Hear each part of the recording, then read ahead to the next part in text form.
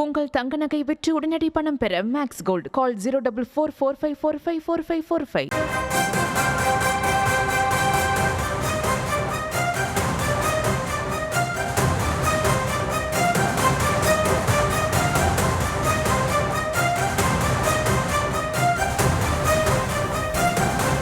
வன்னியர்களுக்கு 10.5% உள் இடஒதுக்கீடு கோரி அன்புமணி தலைமையில் விழுப்புரத்தில் ஆர்ப்பாட்டம் நடைபெற்ற நிலையில் ஆர்ப்பாட்டத்தில் பங்கேற்ற பாமகவினர் அங்கிருந்த திமுக பேனர்களை கிழித்ததால் பரபரப்பு ஏற்பட்டது. இது தொடர்பான கூடுதல் விவரங்களோடு இணைகிறார் நமது செய்தியாளர் கலீஃப் அப்துல்லா. வணக்கம் கலீஃப் அப்துல்லா, விவரம். வணக்கம். விழுப்புரம் புதிய பேருந்து நிலையம் அருகே உள்ள நகராட்சி திடலில் வன்னியர்களுக்கான 10.5% இடஒதுக்கீடை வழங்க மறுக்கும் திமுக அரசை கண்டித்து உடனடியாக இடஒதுக்கீடை வழங்க வலியுறுத்தியும் பாமக சார்பில் மாபெரும் கண்டன ஆர்ப்பாட்டம் இன்று விழுப்புரத்தில் நடைபெற்றது.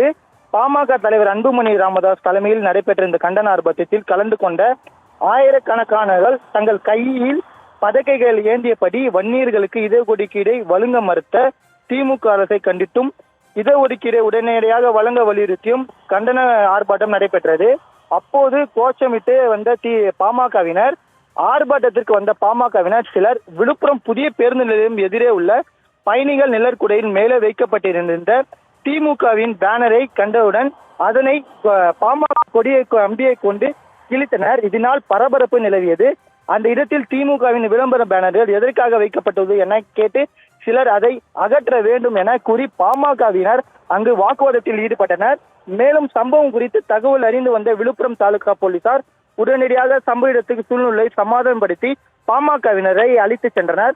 மேலும் பேனர் கிழிப்பு, அதற்கு பின்னணி காரணம் உள்ளிட்டவை குறித்து விழுப்புரம் போலீசார் வழக்கு பதிவு செய்து விசாரணை செய்து வருகின்றனர்.